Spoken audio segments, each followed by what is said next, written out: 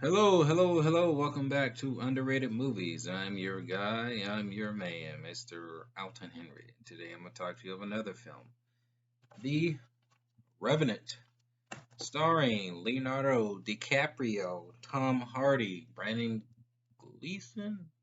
Is it Brandon or Dominic? Might be Brandon.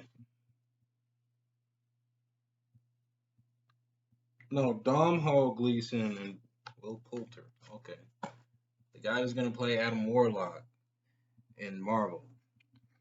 It's based off the true story of a hunter, I believe his name is Hugh Glass, who embarks on a revenge story after his son is murdered by a man he trusted, and he travels across the landscape to find this man and murder him, or just take his revenge.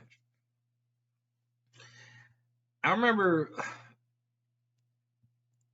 when I saw this movie, and I looked at the budget. The budget was like over 100 million, like 150 million.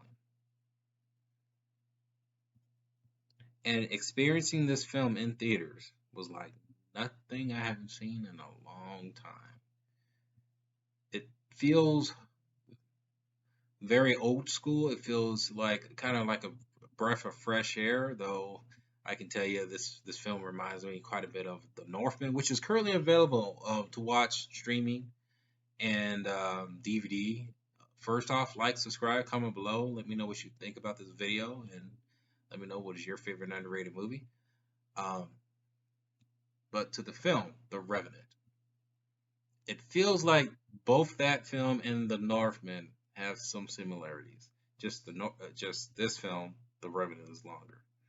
I think The Northman is a little bit more experimental, but I love both of these movies. But why is this film underrated?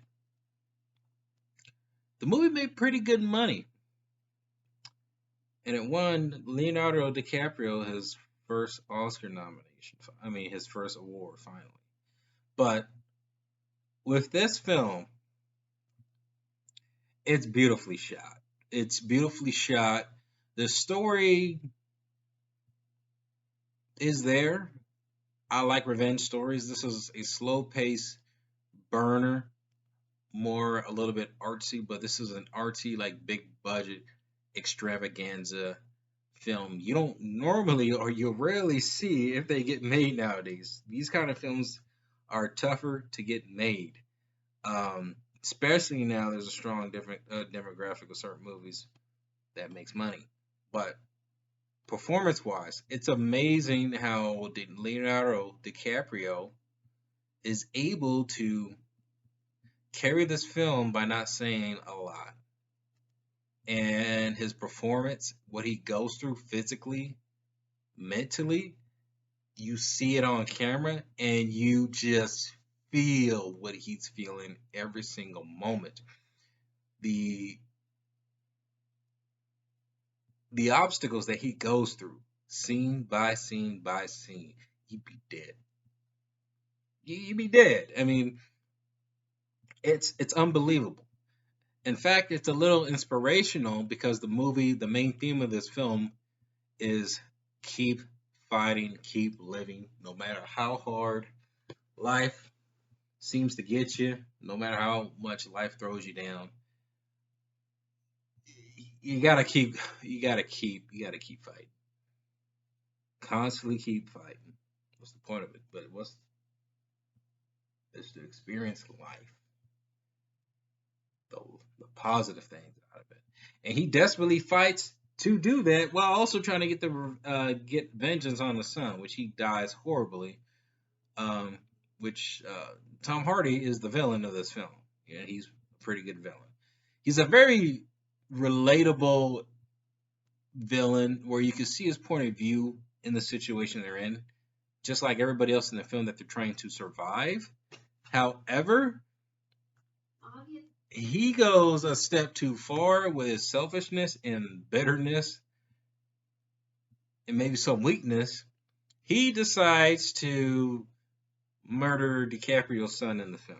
And then DiCaprio, he's immobile after fighting a bear, which honestly is one of the most intense, riveting scenes I've ever seen on film, ever. Man fighting nature, and this is a man fighting nature film. He takes down a bear. And, gosh, man, I remember seeing this in theaters, and everybody was just jaw dropping at this scene. It's intense as hell. It's intense as freaking hell. But Tom Hardy's character, you relate to him, but the guy is despicable as hell. The dude is just nothing but selfish. Just selfishness. And it shows you what selfishness can lead you. And, there's karma to it. Comes back and bites you in the ass. Very despicable character, but amazing performance from Tom Hardy. There are moments where you can't necessarily hear out what he's saying, but that's Tom Hardy. But he's a great actor. But DiCaprio steals every scene, and it's actually kind of funny thinking about it that after witnessing all of the other great performances he's been in, where he has to be very intense. I mean, he's very intense here, but like monologue driven wise in his movies where he has to preach, or he gets an Oscar for saying less. I don't know. The action scenes in here are cool, not much, but they drag out enough to kind of get you, invested. And they are filmed creatively and beautifully. This is directed by the guy who did Birdman, where some of the action sequences feel like they're done in one shot, and some of them are, in a way. And it's creative how he tries to do it, and some scenes linger pretty long in one shot. There's a scene where he's being chased by a bunch of let's say some warriors. Some warriors are chasing him down. He's running off a cliff. Well, he doesn't know that, but the camera follows him back and forth from his point of view to the people that are shooting him with arrows. And when he gets away, he sees the end of the cliff, and he falls down into the trees down, and the camera slowly pans down to see him. And then it shows the next shot. You see him on the ground with his horse, and you're wondering how he survived that. The music in here is beautiful. I love the theme of this movie, the theme song in this movie. The music in there is beautiful. It's epic. This is probably one of the best epic films I've ever seen in my life, and this film is pure epic. You don't see movies like this anymore. You don't see an epic film. Sometimes it is like a depressing film where you witness a character on a journey for some sort of redemption or some sort of path that they need to accomplish in order to feel whole again. And you don't normally really see that a lot, especially on an epic grand scale. There are some surreal visions, scenes in here that a little bit, it might drag out the movie a little bit long than when it needs to be, but I like long movies.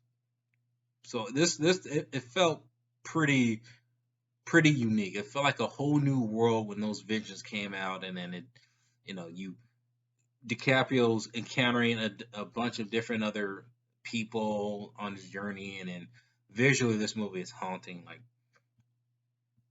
I can tell you, with this filmmaker Alejandro,